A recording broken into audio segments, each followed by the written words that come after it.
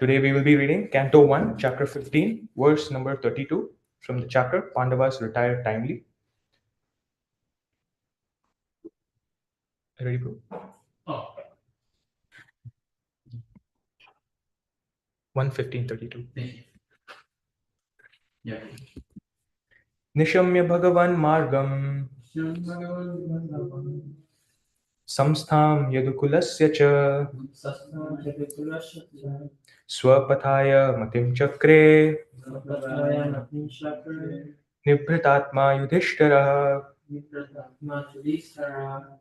Nishamya Bhagavan Margam Samstham Yadukulasya Cha Swapathaya Matim Chakre Nibhritatma Yudhishthira Nishamya Bhagavan Margam Samstham Yadukulasya Cha Swapathaya Matim Chakre Nibhritatma Yudhishthira.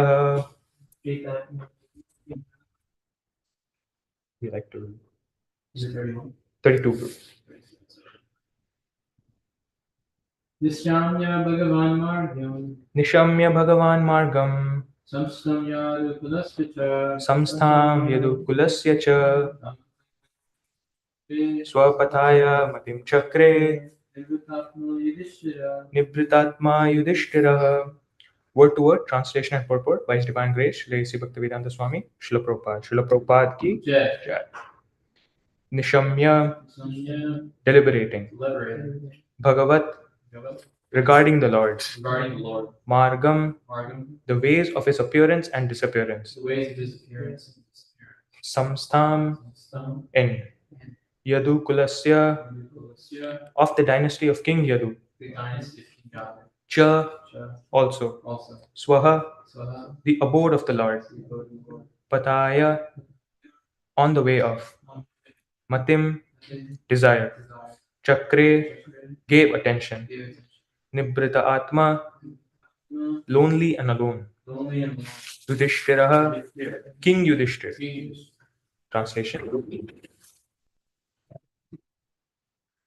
Upon hearing of Lord Krishna's returning to his abode, and upon understanding the end of the Yadu dynasty's earthly manifestation, Maharaj Yudhishthir decided to go back home, back to Godhead.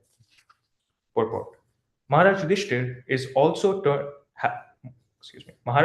also turned his attention to the instructions of the Bhagavad Gita after hearing about the Lord's departure from the vision of earthly people. He began to deliberate on the Lord's way of appearance and departure. The mission of the Lord's appearance and disappearance in the mortal universe is completely dependent on his supreme will. He is not forced to appear or disappear by any superior energy, as the living beings appear and disappear, being forced by the laws of nature. Whenever the Lord likes, he can appear himself from anywhere and everywhere without disturbing his appearance and disappearance in any other place. He is like the sun. The sun appears and disappears on its own accord at any place without disturbing its presence in other places. The sun appears in the morning in India without disappearing from the Western Hemisphere. The sun is present everywhere and anywhere, all over the solar system. But it so appears that in a particular place, the sun appears in the morning and also disappears at some fixed time in the evening. The time limitation, even of the sun, is of no concern. And so, what to speak of the Supreme Lord, who is the creator and controller of the sun?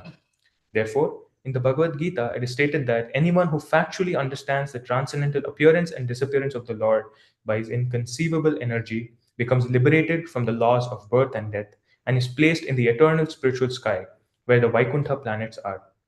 There, such liberated persons can eternally live without the pangs of birth, death, old age, and disease.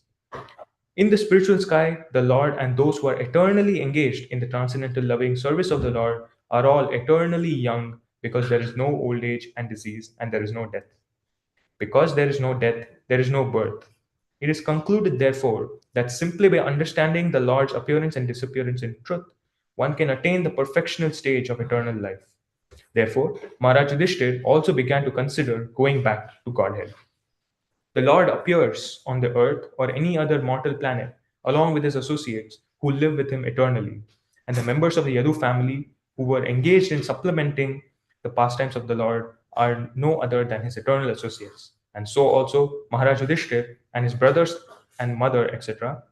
Since the appearance and disappearance of the Lord and his eternal associates are transcendental, one should not be bewildered by the external features of appearance and disappearance. ॐ अज्ञानतिमिरान्धस्य ज्ञानाञ्जनाशलाकया चक्षुरुन्मिलितं येन तस्मै श्रीगुरवे नमः। नमां विष्णुपादाय कृष्णप्रेष्ठाय भूतले श्रीमते भक्तिवेदान्त स्वामिनिति नामिने। नमस्ते सारस्वते देवे गौरवाणी प्रचारिणे निर्विशेषा शून्यवादी पाश्चात्यदेशतारिणे।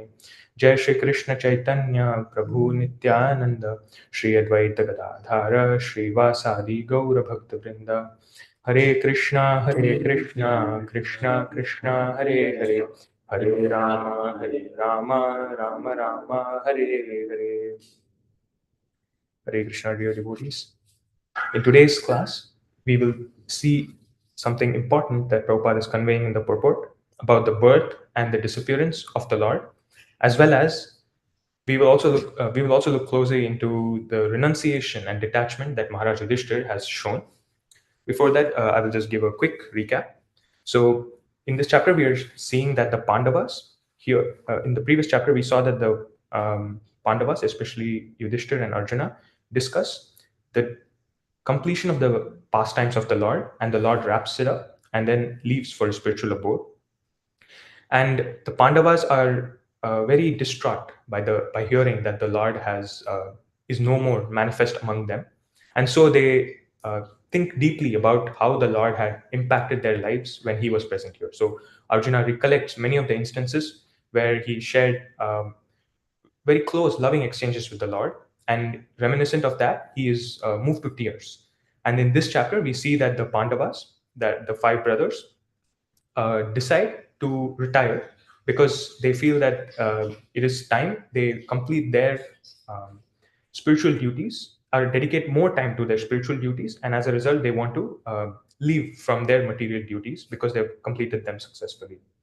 So in this verse we see that because of possessing spiritual assets, the doubts of duality in today's verse we see, upon hearing of Lord Krishna's returning to his abode and upon understanding the end of the Yadu dynasty's earthly manifestation to Godhead.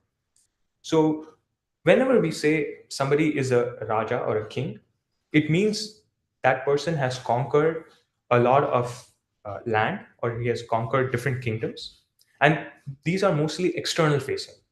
When we say somebody is a Maharaj, it means he has not just conquered the outer battle, he has conquered the battle within. That's why he is Maharaj, or the great king. So whenever we say somebody who has taken sannyas, or someone who's in the position of a spiritual master, we call them Maharaj because we give them due respect that they have not just conquered what is outside, but they have conquered the greater battle, which is the demon or the mind within. And they've made the mind their best friend. Toward this, some of the preachers give an example of Alexander the Great, who is known to be a very ruthless and also a very great conquering king. So Alexander, that's why he got the suffix the Great. So he's Alexander the Great. So Alexander wants some sort of blessing from a spiritual leader. So he sees that there's a saint in his kingdom, which is already very vast. So he sees there's a very qualified saint. So he goes to the saint, and saint's small hut. It's not even a hermitage, it's just a very small hut. He stands outside and orders some of his guards to go and get the saint inside to offer him blessings. So this clearly shows that Alexander the Great was very headstrong. He did not have the humility to approach the saint himself and request his blessings. More so, he was in a position of demanding blessings, right? So Alexander the Great goes, and the soldiers, Alexander's soldiers, go and they tell the saint that Alexander the Great is here, and he wants your audience. Can you please step out of your cottage? And then the saint, he's completely detached from this world. He doesn't know who Alexander the Great is. So he says, Alexander who? I don't know of any such person. And why should I come out and give him my darshan. So he says, why should I come? I'm not, obligated to do that. I am performing my duty, so I do not want to disturb them. Please, he says. The soldiers are taken a little aback because Alexander is little ruthless, not little, he's very ruthless, and they didn't have the courage to, confront him and tell him that the sage is saying he will not come. But they do so. They tell the sage that so the sage is unwilling to come. So he wants you to come inside. So Alexander says, now if he does not come, I'm going to, he took out his sword and he says, I'm going to slice him, slice his throat. And so he went inside, and then he keeps the sword, the blade of the sword, at the neck of the saint, and he says, you have one last sentence to say. Why did you not, get out of your cottage? Or yeah, why did you not get out of your cottage when I ordered you to do so? And I came here seeking your blessings, and you are displeasing me, is what Alexander said with the sword and the saint's neck. So the saint was very nonchalant. He did not flinch. He did not. You could say his heart rate was pretty much the same from the very beginning. And so he said, "You see, you are the servant of my master." So in the sense, so he's wait. I think I quoted it incorrectly. Sorry. I think the suspense was a little distorted. So I'll repeat that. So he says, "You have one sentence," and so the saint says, you are the again sorry for the disturbance. So he says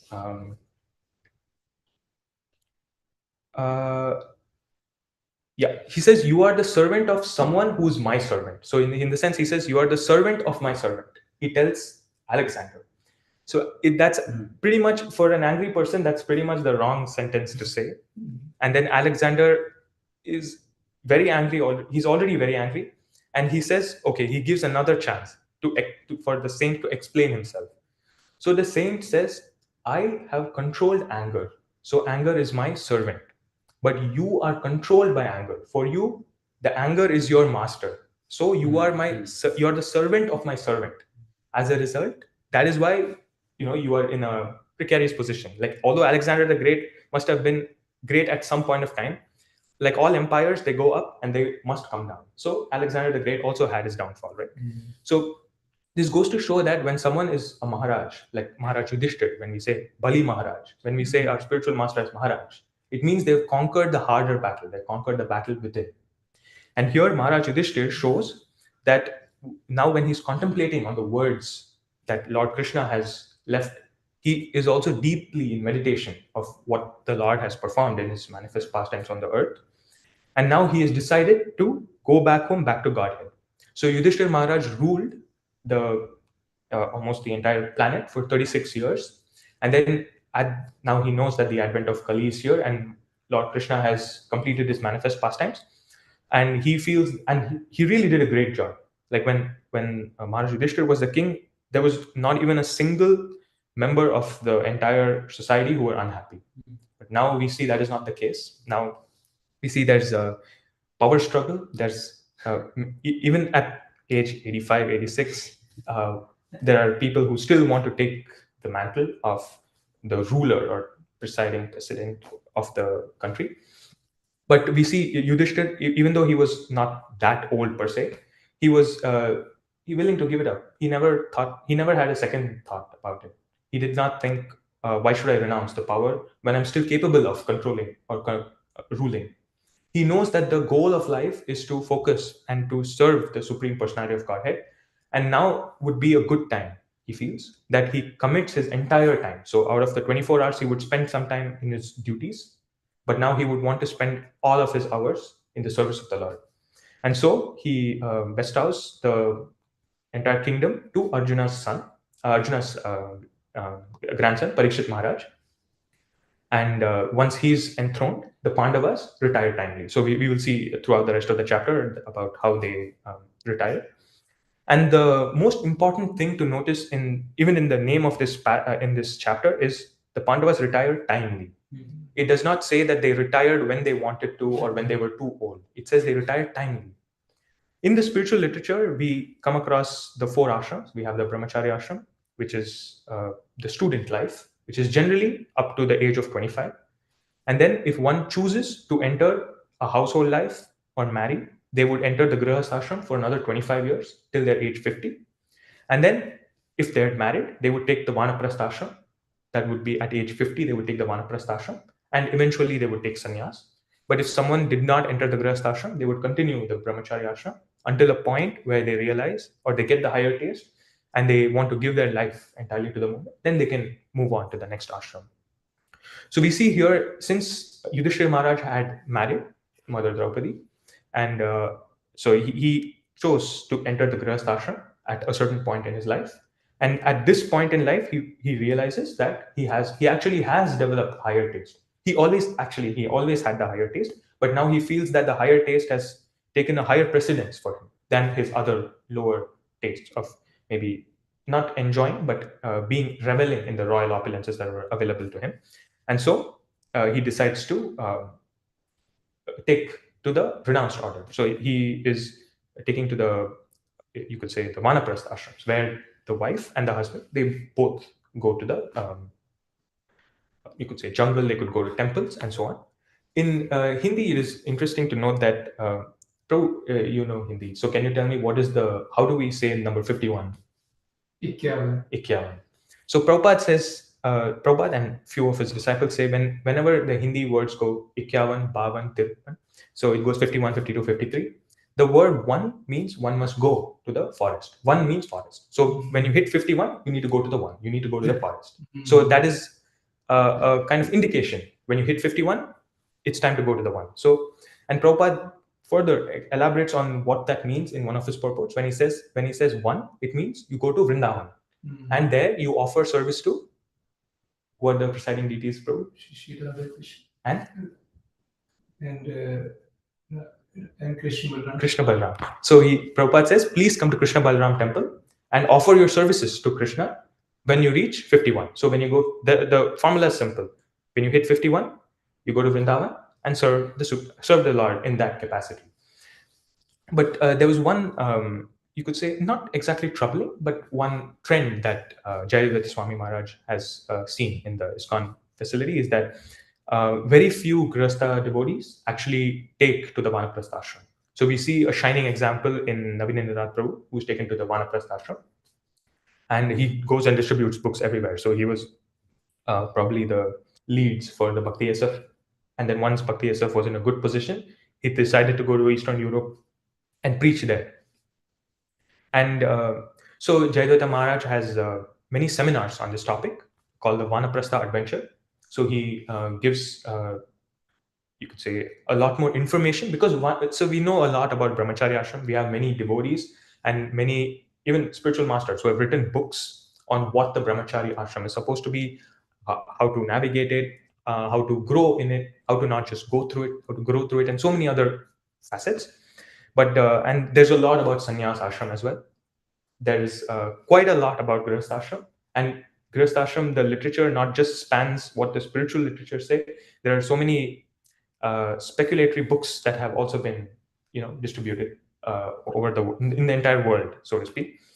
But there's very little. So in the sense, there's a lot of literature on grihastha ashram and married life, little bit on brahmacharya and a little bit on sannyas, but almost nothing about vanaprastha, because the vanaprastha ashram is actually the key to perfect one's life. Because the reason a person enters grihastha ashram is that they're taking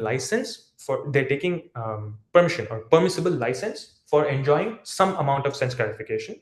But once they reach a certain age, they must have a falling, their sense gratificatory requirements must fall.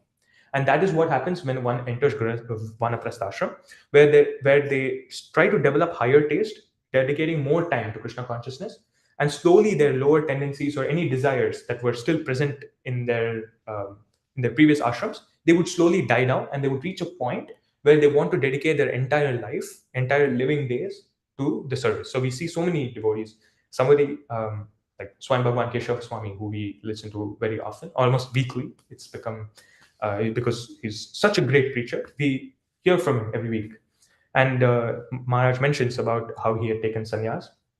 And the other day I was watching Bhakti Rasamrit Swami Maharaj's sannyas ceremony, which is probably 10, 12 years old, and how Radhanath Maharaj was so pleased to offer that the danda and initiate him in the sannyas order of life. And it was a very emotional moment, Bhakti Rasamrit Swami Maharaj was mentioning.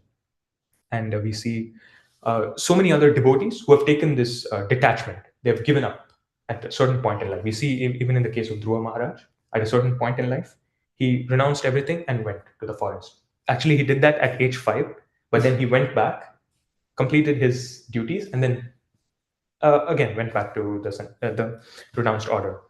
So now, when we say renounce and detachment, it does not mean one is indifferent to what their duties are. And this is very important because there's one purport in the CC which I would like to read. It's short, but it's very, very instructive, that Bhakti Siddhanta Saraswati Thakur quoted about Markata Vairagya. So when we say Vairagya is detachment. One must develop some sort of detachment in order to experience some form of higher taste. So our lower tendencies tend to pull us down, and the higher taste tries to pull us up. If we give in to the pulling of the lower tendencies, then we would never get a shot at getting the higher taste. So if we detach ourselves from our lower tendencies and our desires, then we give an opportunity for a higher taste to take us away. But it does not mean just detachment alone is sufficient. You need to do what is known as artha pravritti, as Kautakana Prabhu was mentioning in yesterday's class. Just trying your best to give up your bad qualities insufficient, because you are depending on your own strength to give up qualities that have a very strong power over you. Instead, we must try that, but at the same time also try to hold on to something greater and depend on a higher power. So that is why we perform devotional service, as we all do. Our chanting, our hearing classes, serving devotees, and so on. All of these are activities that are in the mood of artha pravritti, which means we try to accumulate spiritual credit that Krishna feels happy and he pulls us up. Because if Krishna pulls us up, there's no bad quality or negative emotion in us that can still survive that pull. If we try to pull out of our own heart maybe something like envy or greed, it is never going to end, because it's never ending. It's filled with millions and millions of lifetimes worth of accumulated samskars and our prarabdha in this life, our body, and so many other factors that are out of our control, that we will not be able to do it on our own. But if we depend on Krishna, he can do it in a blink of an eye. So that is why we, in addition to anartha nivritti, artha pravritti is most important. So this becomes very important in detachment in one's life, simply because if one takes to, let's say, vanaprastha ashram or sannyas ashram without having sufficient taste or sufficient spiritual progress in their life before, then they will you could say not be able to withhold or uphold the standard of the ashram. Sorry? You will fall down. Exactly. That is very much possible. So we see in the case of, okay, maybe not a good example to give right now, but we do see in many cases some devotees who have taken sannyas a little bit prematurely. Maybe if they had spent a little more time in developing their higher taste, then they would have sustained their sannyas ashram. We've seen some devotees who have taken sannyas at age 24, 22. We see Chaitanya Mahaprabhu himself taking at 24, and how he, with obviously, is the Supreme Lord, he can uphold it forever. But we see sometimes devotees are very enthused by the fact that they want to renounce everything, and then they just jump into it. This is not something that one would jump into. So we see Kadana, excuse me. Yesterday we saw Kadamba Kannan Swami Maharaj. We read a blog post by him about how he took sannyas at, I think, age 44. So his disciple, Swami Bhagwan Keshav Swami, also took at around 42, 40 maybe. And we see that they could have easily taken sannyas at an earlier age, but they chose to grow first, reach a position where they have developed sufficient higher taste, and then they took to the renounced order of life. So this is what we see in CC Madhya 16:238. I will just read this. This is very important for all of us. So this is the translation for the verse. You should not make yourself a show bottle devotee and become a false renunciate. So Falgu Vairagya means false renunciation. For the time being, so this is the, sorry, no, I did not give context, but this is the discussion between Chaitanya Mahaprabhu and Raghunath Das Goswami. So Raghunath Das Goswami is born to a very rich family, and his parents want him to stay in the household ashram, or stay as a householder with a very beautiful wife who they got him married to, and then they are very wealthy as well. So he has all the riches. So basically, he has all the opportunities for enjoying a very lavish life, full maybe sense gratification, but very comfortable, lavish life. But Raghunath Das Goswami is very detached. He's never attached to any of these, and he wants to come and be with Chaitanya Mahaprabhu. But Chaitanya Mahaprabhu gives him this instruction so that he fulfills his duties and also develop even more attraction for the Lord, and then he can come to Panihati and then never go back. But so this is what Chaitanya Mahaprabhu is telling Raghunath Das Goswami. For the time being, enjoy the material world in a befitting way and do not become attached to it. It seems like a very contradictory statement, right? So Chaitanya Mahaprabhu is saying enjoy, but still stay detached from it. So that is the real challenge for most of us. If we tend to give into a certain indulgence, it means it builds some samskars within us, which means we will get some mental impressions that, oh, eating this or indulging in this is pleasurable. So then you get attached to it. You feel that I should get more of this. And then you design your life into getting more of it. And that is you could say, a slippery slope to downfall. But this is a very important instruction, and we will read what Prabhupada has to say, what Srila Bhaktisiddhanta Saraswati Thakur has to say. So he says this is known as Markata Vairagya. If someone takes renunciation that is beyond their adhikar or beyond their current qualification, it can be very dangerous. Like Prabhu said, it could lead to fall down as well. So Srila Bhaktisiddhanta Saraswati Thakur says the word Markata Vairagya indicates false renunciation. It is very important, as it's mentioned in this verse. Srila Bhaktisiddhanta Saraswati Thakur, in commenting on this word, points out that monkeys make an external show of renunciation by not accepting cloth and by living naked in the forest. In this way, they consider themselves renunciants, but actually, they are very busy enjoying sense gratification with dozens of female monkeys. Such renunciation is called Markata Vairagya, the renunciation of a monkey. One cannot be really renounced until one actually becomes disgusted with material activity and sees it as a stumbling block to spiritual advancement. So, if someone is able to see that all of the things that Maya or the material energy shows to us as forms of sense gratificatory pleasures, one only when one is able to see that these are actually stumbling blocks and not avenues for me to enjoy my senses, only then one can develop sufficient higher taste to go to the next, complete their goal of life. And Maharaj also says renunciation should not be falgu, temporary, but should exist throughout one's life. Temporary renunciation or monkey renunciation is like the renunciation one feels at a cremation ground.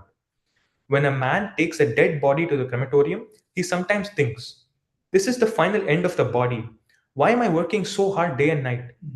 Such sentiments naturally arise in the mind of any man who goes to a crematorial ghat. However, as soon as he returns from the cremation grounds, he again engages in material activity for sense enjoyment. This is called Markata Vairagya. So we see that it's very common. It's when someone sees something as you could say emotionally surcharged as the passing away of a loved one or even of a friend or anyone who we know, we feel a sense of remorse, but we also get to see that life is finite and it can go away at any point of time. We have no control over it. There's so many random accidents and people just pass away and that's the end of their current lifetime. And that sometimes brings us the higher question. So if this is how life is going to end, what am I doing running the rat race? So that will be, so the point Maharaj is trying to make is that these kind of one-off instances does not sustain, because you may ask the question but then you may just end up going back to your original thing. So basically what Maharaj is saying is, when someone takes renunciation that's beyond their qualification, they will eventually end up going back to their previous ways of life. That is why it's important to gradually develop a higher taste and detachment, healthy detachment. It shouldn't be like we read about the Goswamis that they slept for 1 or 2 hours and they did not even take shelter under the same tree for more than one night because they thought they might get attached to that tree. So they went to a different tree at every night so that they're completely detached. If one thinks that this is real renunciation and goes head on into it, sleeping 1 or 2 hours, drinking only water, eating some fruits, berries, then one will slowly realize, one will slowly go away from devotional service, because they will start to feel that this is torturous to the body and they don't have sufficient taste to enjoy it.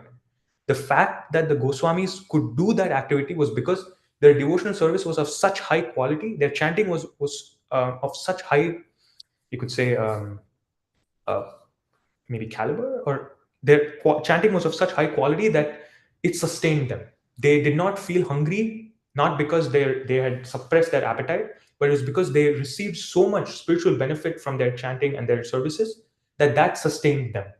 So when we see at sometimes, let's say there's some, maybe I can give some example.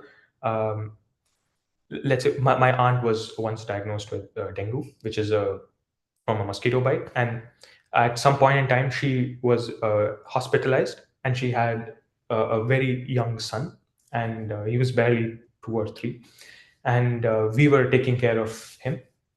But my aunt was in a, like you could say, a very precarious situation. Her platelets had dropped down significantly, and we did not know if this would probably be the last time we would see her or not. And she was in IC, in the intensive care.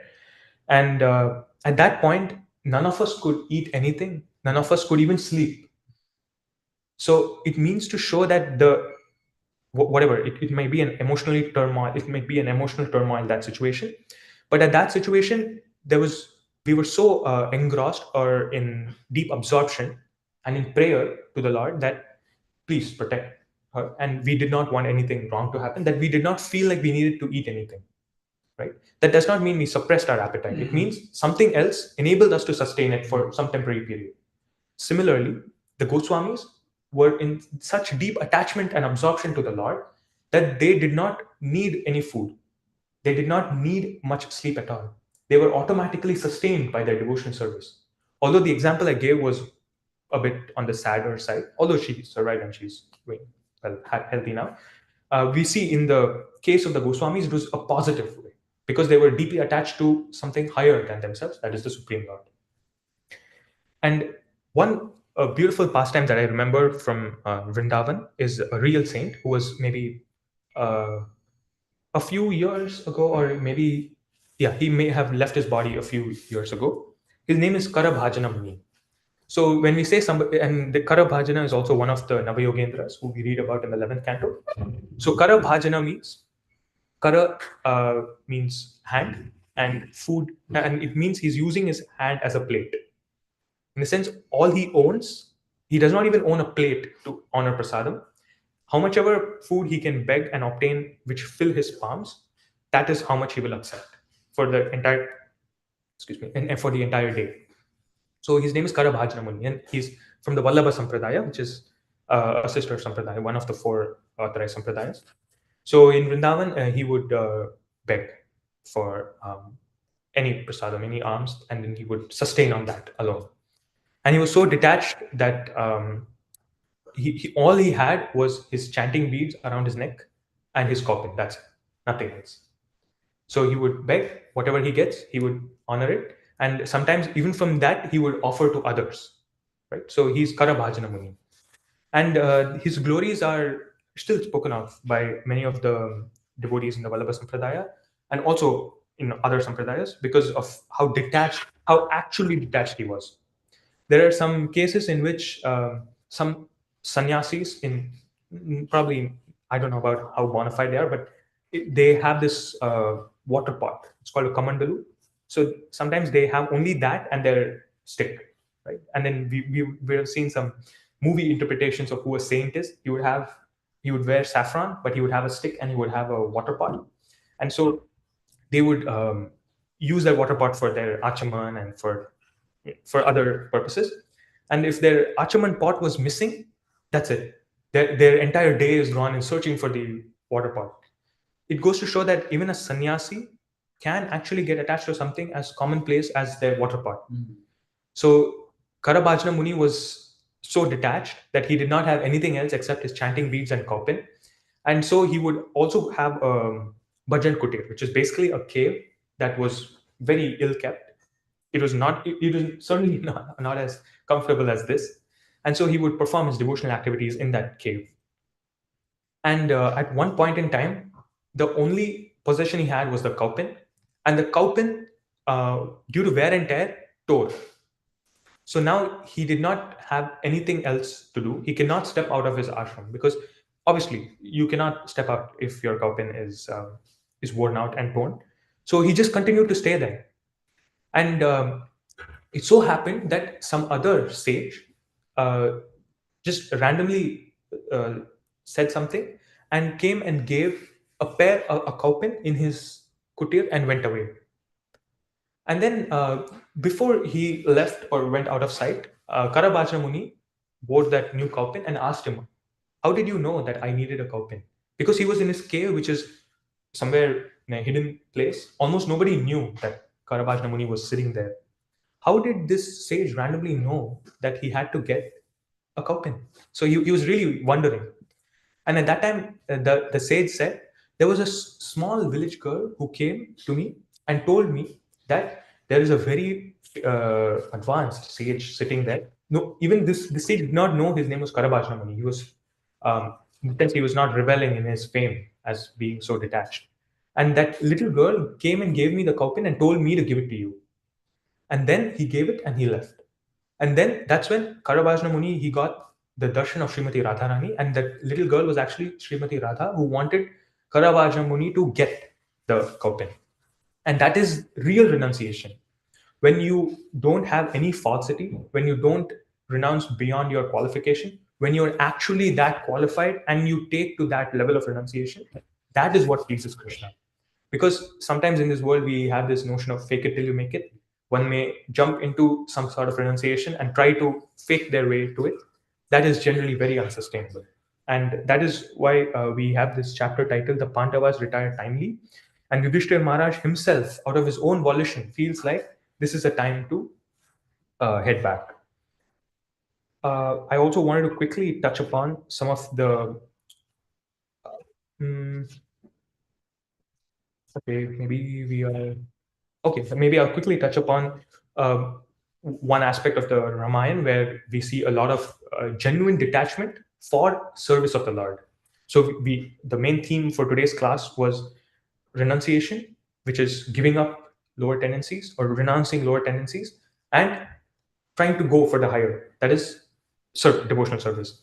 So we see in the case of Lakshman, who is the brother of Lord Ram, he was married to Urmila Devi, and when Lord Ram said he is going to the forest for 14 years of exile, at that very instant, Lakshman kind of renounced the association of his wife. He went and told Urmila that my worshipable Lord, Lord Ram, he is going to the forest, so I must. So he was in a position of asking permission from Urmila, because when a marriage happens, it's a duty of the husband to maintain the wife and the wife to serve the husband. So it's like a mutual thing, right? So he asks for permission because this means he would not be fulfilling his part of the marriage. So when we say marriage, it's a 50-50, both commitment, right?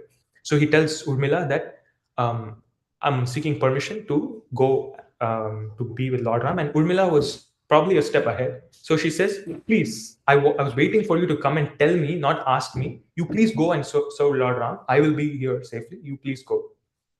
And that was a renunciation that Urmila had and Lakshman had. He did not think twice whether he should do his duties or should he serve the lotus feet of Lord Ram. So that is real renunciation that he gave up. Similarly, we see Mother Sita. She could have stayed back in the. It was not required for her to go to the forest along with Lord Ram, but she was willing to renounce all of that just to be with her worshipable Lord. The same for his younger brother, Lord Ram's younger brother Bharat. When Bharat knew that it was time for him to, it was for his duty to rule, he was not willing to rule if Lord Ram was not going to be there. So his renunciation was at a different level. Because Lord Ram would sleep on the bare ground, he built not built, he just dug a hole that is beneath the earth and he would take rest there. He would sleep there. Because he did not want to be at the same level of Lord Ram even while taking rest. So he would sleep beneath.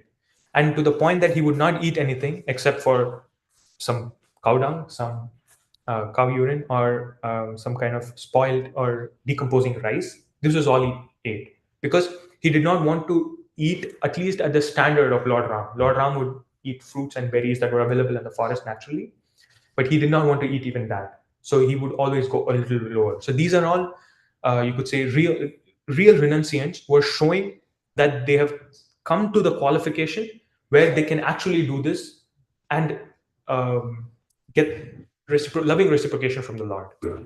Sometimes, if we renounce beyond our qualification, our favorability towards the Lord dips. In the sense, we may begin to think, is this really required? Or and one may become very irritable. So when Rupa Goswami says, Anya Vilashata Shunyam Jnana Karmadya Navritam, Anukulena Krishnanu Shrivaram Bhakti Uttama, he says, one must have a favorable disposition toward the Lord. And that is very important if one wants to do pure devotional service. So that is why it is very important that one does some introspection. There are also some books known as from Shivaram Swami, who's our Jesh Prabhu's favorite. No. Shivaram Swami Maharaj has a book called Shuddha Bhakti Chintamani, in which he talks about how one can introspectively realize their level of realization and read or listen to classes or topics that are up to their qualification. And Bhakti Siddhanta Saraswati Thakur, I would like to close by one thing that Bhakti Siddhanta Saraswati Thakur mentions, which is a very important instruction for all of us. And that is that he says sometimes you would see brahmacharis who are very rigid in their practice, in the sense that if there were some pastimes of the Lord that are a little amorous or more, you could say, seemingly romantic pastimes, the brahmacharis would shut their ears and say, "Oh, we will not listen to this. If we listen to this, we may get agitated," and they would be so rigid. And Bhakti Siddhanta Saraswati Thakur says, if one has spent 15 years of doing sincere bhajan and chanting, one should then approach a suitable devotee and learn about what the glorious goal of the Gaudiya Vaishnavas are, and hear about the transcendental aspects of some of the more deeper pastimes of the Lord. So there's something known as Ashta Satviki Vikhar, which is something that's obviously beyond my qualification to speak or even hear about.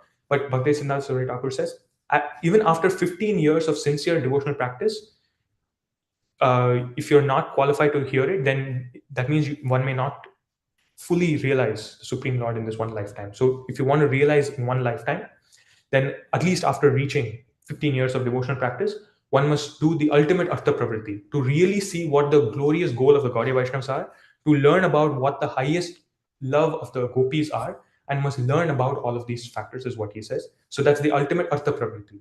So just to summarize, in today's class, I might have rambled a little bit, so please forgive me. As Jash Prabhu knows, it was a little bit here and there. But I would like to summarize the topics we covered today. One is that one must retire timely, as Randan Maharaj says, and Deva Prasna Prabhu would know best. Before one enters the Grihastha ashram, one must already plan the Vanaprastha ashram. That's the instruction that Rannath Swami Maharaj has given. And one must retire timely. One must grow in their spiritual life till they reach the point or qualification where they can completely renounce the material world and take to the renounced order. And we also saw about what monkey renunciation is, what Matkata Vairagya is. And we also finished with pastimes of Karabhajana Muni and few other devotees who have been very renounced in their lives. And we saw that they did not reach there by chance, or they did not jump the gun and go beyond their qualification.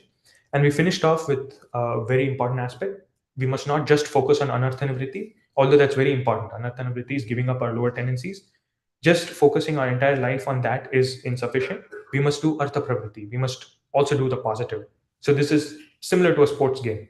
Just being defensive will never win you the game, right? So you must also go on the offense. So artha pravritti is that offense. In the sense, you go for the higher purpose. It's you could say high risk, high reward. There's a chance you may not reach the highest of both, but if you don't try, you miss 100% of the chance, right? So that's the topic I wanted to touch upon. So I would like to receive some corrections and have improved the way I present different topics. Any reflections? Anything would you like to share? That would be very great. Thank you. Hare Krishna.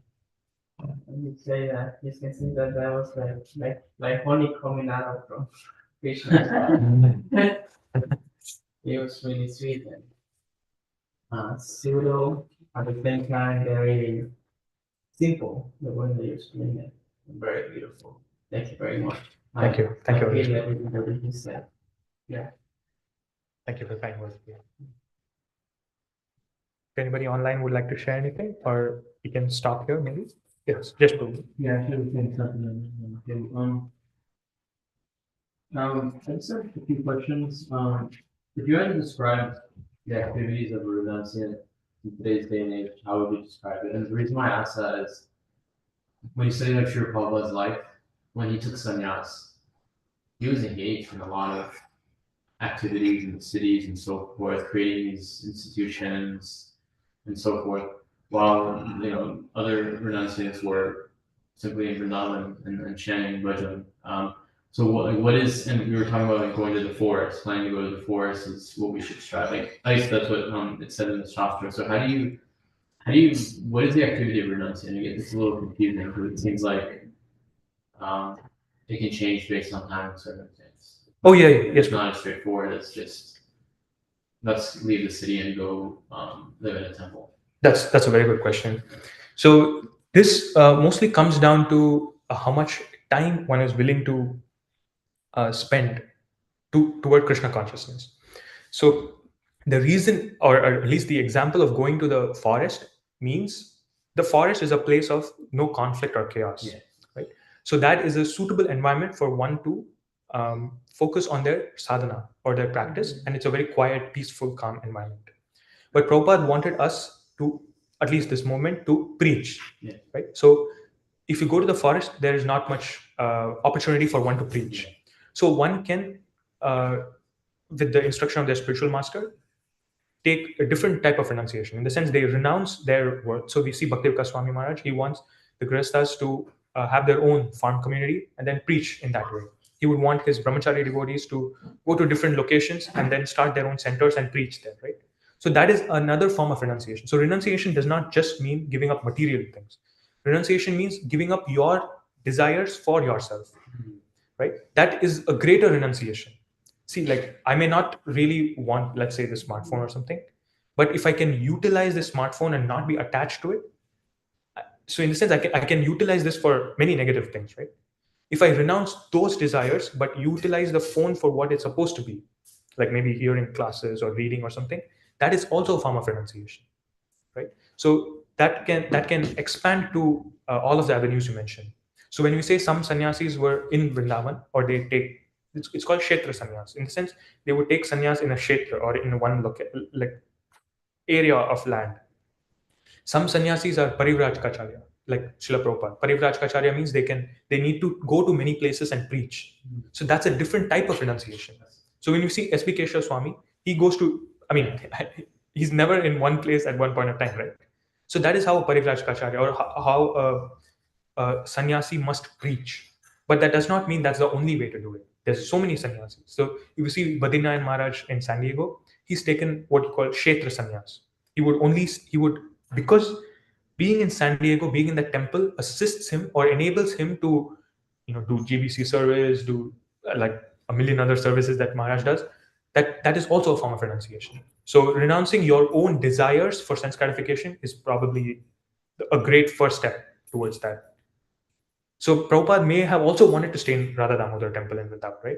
But he was ready to renounce that to follow his spiritual master's word. So that takes higher precedence. That's a different type of renunciation. You renounce your desire. He was comfortable. He was 70 years old.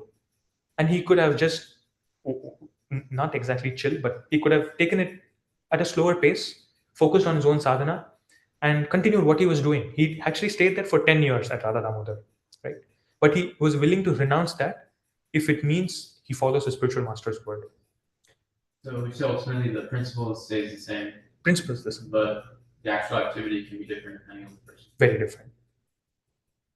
And then some small questions is I would like to give one more example. Yes. So we see the case, Jay Shetty. Yes. So he's a disciple of Raghunath Maharaj. And he was a brahmachari. He was at least Yeah. saffron for some time, and he was in London, and he was driving Radhanath Maharaj to the airport. And at that point in time, I forget his initiated name, but he tells Maharaj that he wants to, renounce whatever he has. And Maharaj told, no, you can really use this for preaching.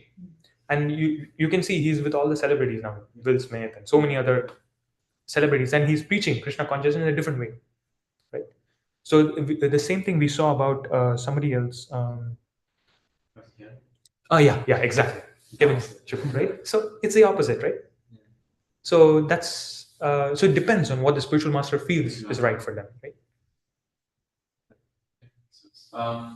The other two is more about the purport. Maybe this is more technical, but after the Gita was spoken to Arjuna, did he tell Yudhishthira about it, or how did Yudhishthira know about it? Yeah, so everybody could hear it. Oh, everyone could hear it? Yeah. Oh, I thought it was just between them. It was between them, they were just passive. But everybody else were hearing it. Everybody heard it in the entire place. Everybody, like, just the Pandavas? No. Whoever were in the war field, I think Karukana Prabhu can confirm that. Everybody in the battlefield heard the Bhagavad Gita, right? Yeah, I thought it was just like two of them talking. No. But I will back it up with some reference. But it was not just them. It was like you know how there's a standstill where nothing happens. Oh, that's what happened. It was like that. At least that's how I think I've heard. But don't quote me on that. I will confirm that. And I think it's from the purport. I think it was Prabhupada uses the analogy of the sun that it's everywhere, but it disappears. I don't really. It doesn't really make sense to me because when, like, let's say it's evening right now in India, the sun isn't there physically. I guess it's blocked. It's not visible. Not visible. Yeah, it's not there. Is it? What do you mean? Because it's this maybe I'm trying to understand what Prabhupada the connect, right? Yes. The entire Earth, like, rounds, part of it's not away from the sun. I'm just trying to understand the analogy. I don't understand. Okay, so this goes into a deeper rabbit hole because some devotees say Krishna never leaves Vrindavan, right? Sure. So then what does it mean that he manifested his pastime, unmanifested it, or what does it mean that he went to Mathura? What does it mean? Yeah. So there's a deeper thing to that. But what Prabhupada is saying here is that even if the Lord's manifest pastimes are completed, it does not mean he no longer exists. Yeah, he's in the Paramatma everywhere. That is a different form of him. Yeah. Okay, so let me give you the example of Krishna doesn't leave Vrindavan because that's the general doubt, right? So Sanatan Goswami and few acharyas also comment. It's also, I think, a little bit in the Laghu Bhagavatamrit. So it is said that when Krishna was born, he was born to Devaki and Vasudeva Maharaj, right? So initially he had his four-handed form, and then they requested him to be a normal child, and he dropped two hands. That is Vasudeva Krishna. Yes. At the same time, we know that a small baby girl was born to Nanda and Yashoda. But acharyas say that there was also Nanda Nandana Krishna who was born there, Yashoda Nandan Krishna who was born there. So two children were born. Oh, two children. Yes, Yogamaya and Yashoda Nandan Krishna. Okay. And then the acharyas say that when Vasudeva Maharaj came, he kept Vasudeva Krishna next to Yashoda Nandan Krishna and took the baby girl. And then that was Yogamaya, and then we know the pastime that happened there. And this Vasudeva Krishna was so attracted by Yashoda Nandan Krishna that he went inside the body of, into the body of Yashoda Nandan Krishna. So what happened, the Acharya's comment is that it was only one person, like only one Krishna. But there were actually two. Everybody didn't know that. So when Krishna would steal butter, when he would engage in some naughty pastimes and all of that, that was the innocent Yashodanandan Krishna. But when some demons were killed and when some of the other things happened, that time it is Vasudeva Krishna doing it. So it's more like Vasudeva Krishna is like the formal Krishna who would very mature and he would only do his maintenance activities and so on. But Yashodanandan Krishna was the more dear Krishna who would revel and enjoy the love of all the Vrajavasis. So when Akrura came to take Krishna away to Mathura, At that time, it was not Yashodanandan Krishna who left. It was only Vasudev Krishna who left. And it is said that all of the Brajavasis who are there, they were in separation from Krishna, right? So the question is, how were they in separation if Krishna left already? So Acharya say that although he was there, they could never, they saw him leave with Akrura, right? So they assumed that this was a, what do you call, a hallucination in their eyes. And so they did not, they thought they were hallucinating Krishna because they saw him go and he never came back. And that is how they, the Acharyas comment. And when Vasudev Krishna missed the Vrindavan pastimes, it was because Vasudeva Krishna had gotten a taste for something that's higher than what the Dwarka Vasis can give him. And as a result, he was missing that association. So in that sense, Krishna never left Vrindavan. That is the tattva of what Krishna is actually. So you say expansion, and in this particular route. So when you say expansion, there are two types of expansion. One is expansion with all of his potencies. One is with a part of his potencies. So it's all, but with a certain move. Yes, something like that. And does he go kind of, can you say, invisible in the eyes of the? He can choose to reveal himself to who he wants. So when he went to Dwarka, was he invisible to the gopis? Or you're saying like? No. When he went to Dwarka, he was visible to everybody as Dwarka Krishna. Even if he tried to show himself, they were unwilling to believe.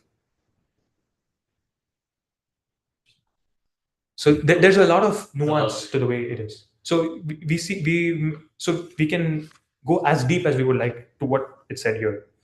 Krishna's manifest pastimes that were visible to everybody there was unmanifest, but that does not mean that Krishna is not there anymore. Yeah. Okay, that makes sense, but I guess the analogy doesn't make sense because I guess maybe am I seeing it too literally? The analogy, like why is this analogy used for this point? Oh, to say that in one sense Krishna doesn't leave, but in one sense Krishna is there, but in another sense he is not there. So I want to show that. Yeah, but in the evening time, the sun isn't there. In a sense, it is not visible to you, but it exists, right? Yeah, but it's not there. Right. The point is like he's not at that place at the moment. He's somewhere else. Isn't that the problem? Perhaps you can say that. But like in the Vrindavan example, he's there because he's there. It's just he's there. You can't see. But that's not the same with the moon. Right? I mean, in the evening, right? Because it's actually the sun is actually not. Okay, so you're saying basically like the same example. I'm sorry about this. Yeah, please. Is like where the clouds over the sun, right? Mm-hmm. Yeah, that would be good enough. That would be more. Yeah, because I guess the sun isn't physically there, right? I guess maybe the analogy doesn't line with me, but I get your point. Like, I get the meaning behind the analogy, but I don't get the why that is used as an example. Oh, you're talking about Prabhupada's analogy. Yeah. Oh, okay. That's my problem. And so I think I'm just trying to understand his mood, the meaning. I think I'm maybe seeing why he's connecting. I don't know if that makes sense. I don't understand why he's connecting that principle. Yeah, Prabhupada is saying that when there's evening, then we don't see the sun, but the sun exists. Exists. It exists. So, yeah, if it depends upon the point of reference. You know, what is your point of reference? But then, what you were saying, Krishna is there in Vrindavan.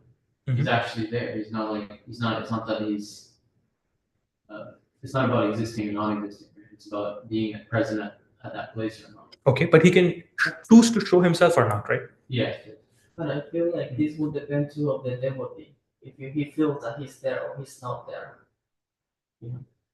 Yes, that's true. Mm-hmm. That's happening. That's It depends on the devotee. The faith that you have in him, you know. Yeah. I feel like, yeah. That you need, you will see him even if he's not there. Yes. That's what I feel. So like the Acharya say, when we chant the name of Krishna, Krishna is there physically with you, right? Yes. Yes, but you need to have the eye to be able to see him in that. Okay. Yeah, I think I'll think about it more, but it makes sense. I think what the ideas make sense. It's the sun analogy is not. Yeah. Okay. Yeah. But it's okay. I get the point. Thank you. Okay, thank you, bro. I appreciate it. Let's start. Vishal, Oh, no. Yeah.